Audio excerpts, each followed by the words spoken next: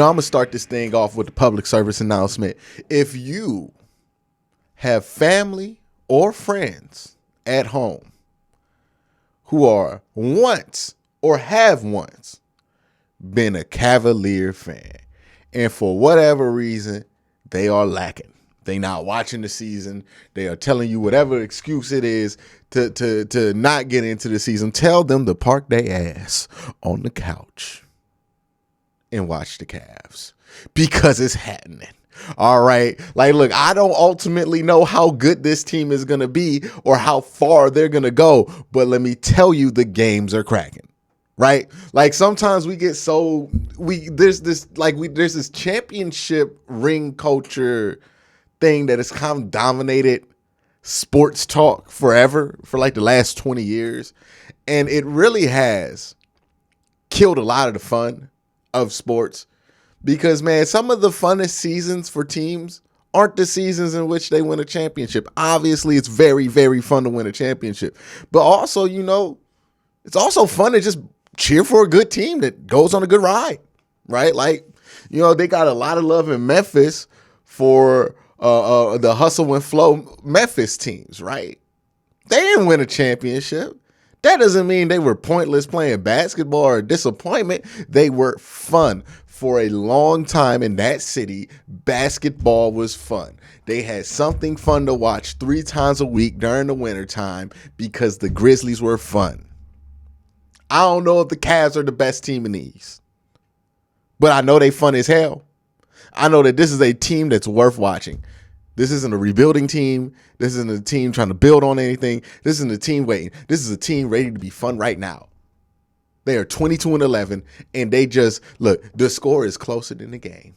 It is 14-106, and look, Giannis made a great run at the end. Giannis is Giannis. That boy had 45 on 17 of 27. He is him. He is still an MVP candidate. There is no doubt about it. That man had 14 rebounds, 45 points, 2 blocks, 4 assists. He is still the best player in the NBA. But it didn't matter. It just didn't matter because Jared Allen had 19 and 8. Darius Garland had a very clean 23-4 and 2.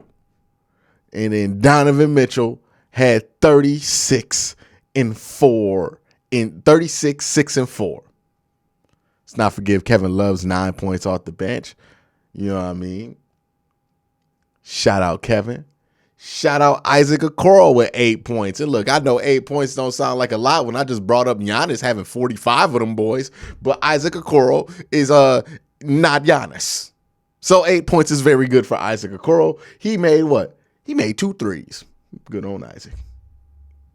Evan struggled. And look, I've talked about this forever. Evan's going to struggle at this point of his career versus teams like Milwaukee and versus teams like the Raptors because he's simply not heavy enough, right? He's just not strong enough. In a couple years when he gets his grown man weight, and look, I know some people don't gain weight, right? Like that is a thing.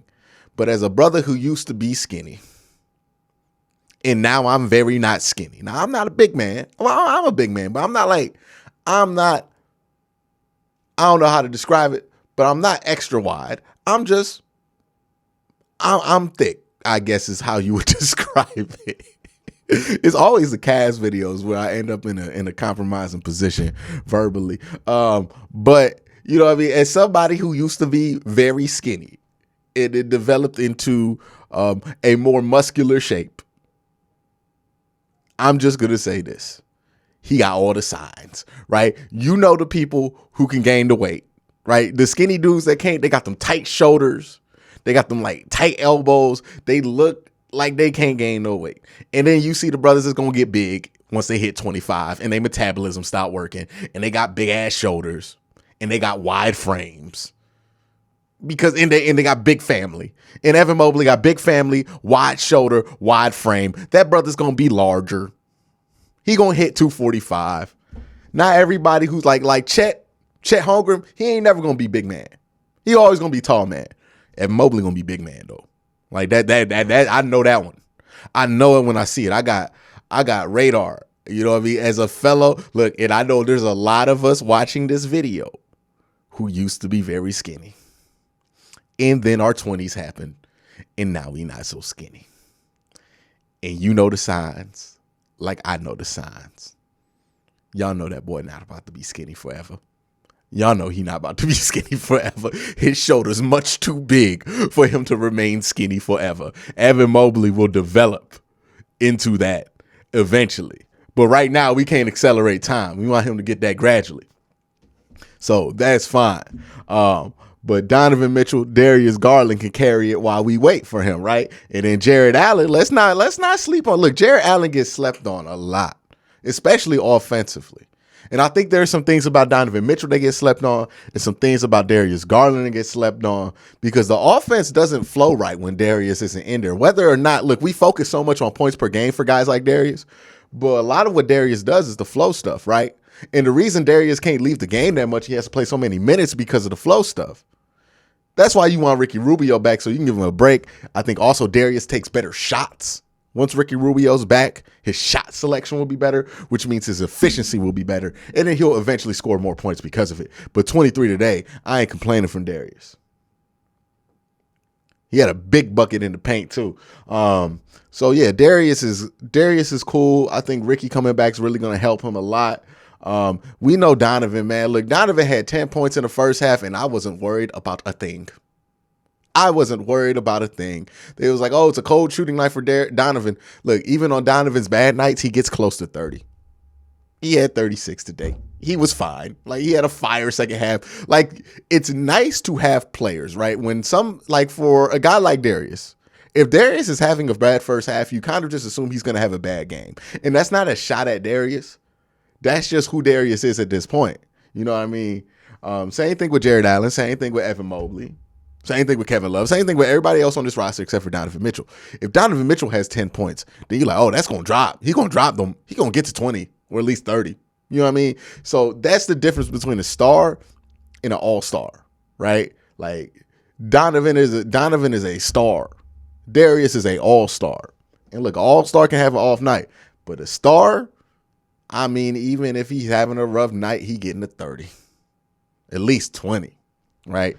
And that's what Donovan was able to do today. Came in big. And what I liked a lot about this game and what I liked a lot about how the Cavs played today, a lot of free throws. The last few games, right? I remember I was complaining about this 2 games ago where I said, hey, when they go through these low shooting spurts, which they're going to have, where they're not going to be shooting three-pointers, great.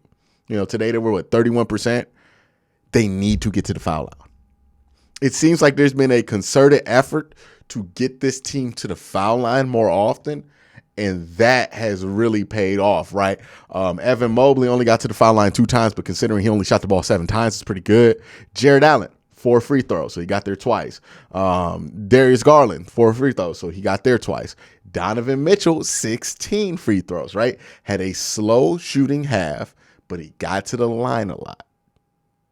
That's it. He started off terrible from the field in this game, but he was just getting to the line. And that's how you could sustain a bad shooting night. It's just getting to the line, being aggressive.